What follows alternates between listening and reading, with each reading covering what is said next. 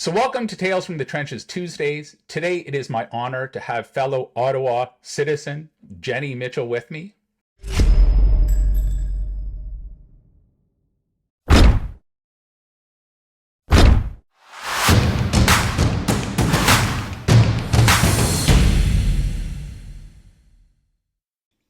So Chavender's vision is to help more people do more good. She's the founder and president of Chavender, and she works closely with not-for-profit leaders to change the world one mission at a time. Chavender assists organizations and charities across Canada as well as the US to inspire their donors and achieve their fundraising goals through personalized fundraising coaching and training. Before completing her CFRE, Jenny trained as a classical musician and earned her doctorate of musical arts. She brings her creative approach, her drive for excellence, and her passion for people to the world of nonprofits. So welcome, Jenny. Oh, thank you very much, Jack. It's so good to have you here and another fundraising consultant actually here in Ottawa. So we didn't have to go very far. Let's talk a little bit about that kind of leadership. You're spending a lot of time consulting with and dealing with senior leadership, specifically the bottlenecks that are experienced in all those kind of roles. And a lot has changed over the past few decades. Fundraising is still a relatively young profession. Most people used to do it off the side of their desk, but it's really changed since COVID, right? So everything got shut down. We weren't doing events. Food banks were like the darlings of the world. How do you think that fundraising as a profession is going to kind of change in the next 5-10 years? I love these questions. Oh my gosh. Okay, so we will continue to professionalize. And what I mean by that is, have more rigor to our skills to be seen as a true profession. I think we're going to see more emphasis on leadership skills. That's something that I'm really passionate about. I think we're going to see more emphasis on mid-level. So the mid-level fundraisers are going to get more support, at least in the you asked me for Utopia, right, Jack? Just to be clear. Yeah, Utopia. More support so they can grow into those things. I also think financial rigor and like more MBA type skills rather than obviously the soft skills, but that I think we're doing okay on. It's the ability to own our space and our elbows at the senior leadership table and speak their language, which in my world, at least when I work with CEOs and EDs and VPs, it's finance talk. It's being able to comfortably speak about numbers and what kind of impact and return on investment. I anticipate that nobody is going to be able to get away with not having a fund development department. If you look at the universities, and this is clients of mine, the budgets are so tight, Jack. Fundraising will become the solution. It has to become the solution. And we're going to have to be ready for that chore and that task. And what is that? That is more leadership transformational gifts. That is being better at plan giving, or what did you call it? Intentional giving, deferred giving. Thank you. More succinct, more efficient with annual. I think fundraising can actually be the solution, but to do it well is going to require investment and discipline. It's changed so much, and I think it's changing for the better. It's a profession, right? As opposed to kind of someone doing it off the side of their desk with 8,000 other things, and when they have time, they'll do it. So I always kind of find this next question a little tad awkward. So that 2/3 of folks who work in the nonprofit sector are females. Yet this statistic doesn't translate very well when you go to the C-suite. So I actually read a study a few years back that stated for each additional $1 million that an organization has in revenue, a nonprofit is 0.2% less likely to hire a woman as its CEO. Like totally mind-boggling, right? The more they raise, the less likely they are to do it. So I think it's getting better, but I am a horribly impatient person. So what do you think we need to do to kind of kick folks in the butt and get this moving a little bit faster? And it's always awkward for me as a guy saying this, but I'm sure. I think just realizing that I'm an ally is a good first step. But I find that disconnect everywhere. Yeah, and Hmm. it's disheartening, right? So this is near and dear to my heart because this is basically the premise of my upcoming book that's coming out in the fall. And what I did was I wanted the head and the heart, Jack.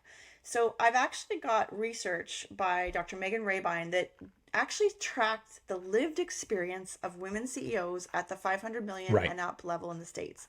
So she had a sample size of women that were at that level, and she took a look and she identified 6 pillars that all of these women experienced.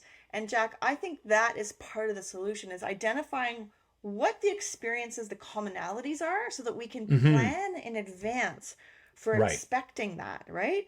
And so a couple of examples of that are, well, I'm sure you've heard of the glass cliff, right? They get hired into Yeah. situations which are near impossible, and by Friday, the CFO is saying, "I don't know why you took this job. Right. We can't make payroll." So that's one.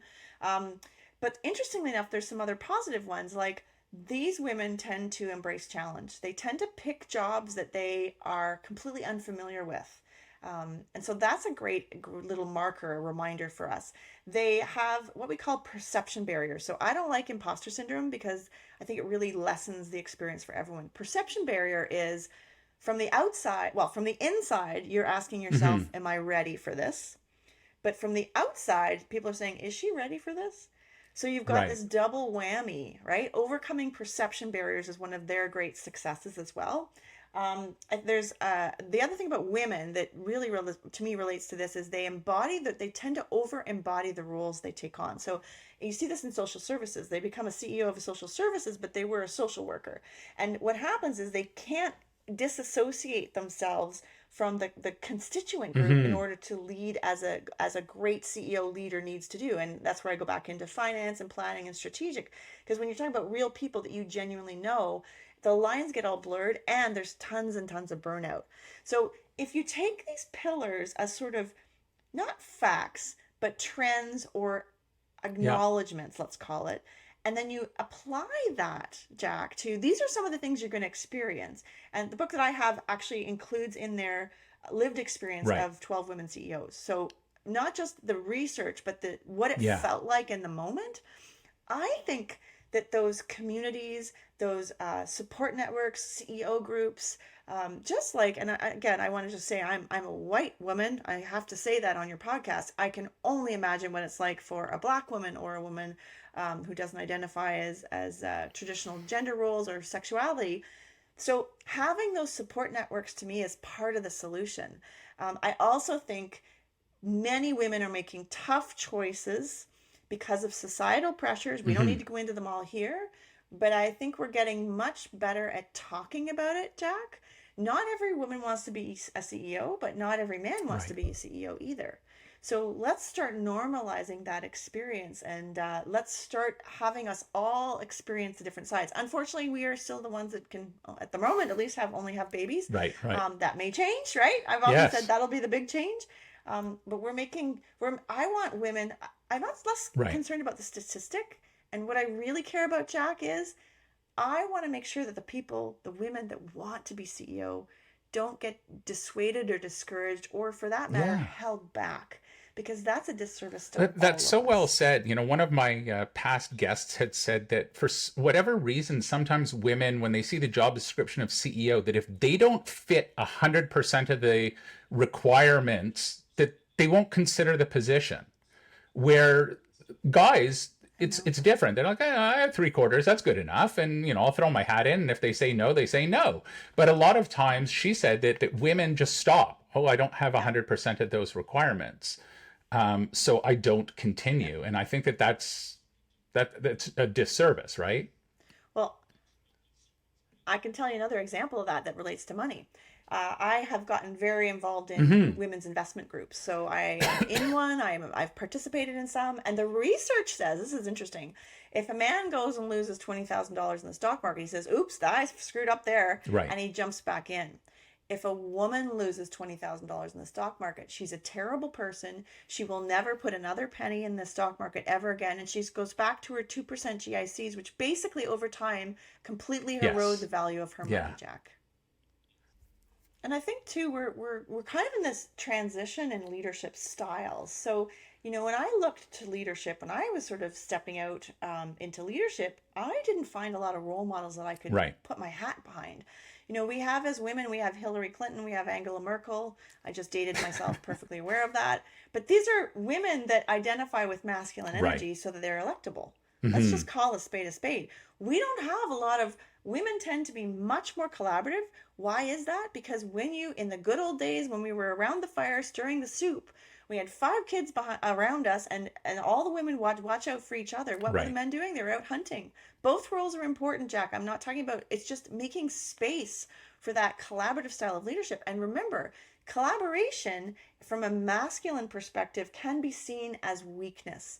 And we have a Yes. bunch of stereotypes we need to get over, because it's not one or the other. Just to be clear to our listeners, I'm not advocating for one or the other. I'm advocating for both, and the flexibility to shift between the two. That gets me really excited, because look, you can't collaborate your way through a decision. You have to be Right. collaborative, and then you need to have leadership skills to decide. And that is absolutely the role of CEO. But we don't, it's a little uncharted, believe it or not, even for 2023. I mean, we had the gal in New Zealand who was the prime minister down there. And what did she Right. do? She stepped down because the price was Yeah. too high, Jack. And so, I have hope. Just to finish this theme, I really do have hope. I believe that there's space for all the different kinds of leadership. I'm excited that we can kind of shift and Right. kind of play with this. But we're gonna have to give up. It's not so much giving up power; it's giving up perceptions of the only Yeah. way to do it. Yeah. And I think that, even looking at the different generations, right? So my two boys, my one is just finished his second year at college, and every project they do is collaborative. When I went to school, it was, Jack, you hand in a Exactly. project and you're marked on your own. So they have to learn how to work with other Yeah. people. There's always going to be someone who's not pulling their weight. There's always going to be someone who is driving, Yeah. beating the horse and let's get it done, done, done, done, Yeah. done. And they have to learn those skills, which I think is absolutely great. So many times, though, we don't, people of my generation didn't have that growing Yeah. up as part of their education. So I No. think that, people dump on the school system all the time. I think that teaching these kids collaboration and how to work well with others is such an important life skill. And think like they're going to have AI to do everything else. So all they're going to have to do is think strategically. And they're going to have to, I always say it from my leadership clients, don't let a good idea disappear just Right. because it wasn't yours. Like, that's not Yeah. what good leadership Yeah. is. Amazing. No way. Well, Jenny, this has been an unbelievable chat. I'm so glad that we had this. We kind of spoke about everything to do with fundraising and solved all the world's Everything. problems all at once, right? So it was great. If folks wanted to get hold of you, how would they do that? You bet. So you can find me at jenny@chavender.com. That's Chavender like lavender, but with a CH at the beginning. You can also listen to my podcast, Underdog Leadership Podcast, on all of your favorite platforms. And I love hearing from people. And Jack, it's a real pleasure to be here and to have my own soapbox to kind of, have this dialogue with you. Yeah. I usually play your role. And so it's been kind of fun to be a little unleashed here, and would love to hear from folks. So thank you Well, for thank that you, Jenny. opportunity, Jack. Hi, folks. Don't forget to hit the subscribe button right here.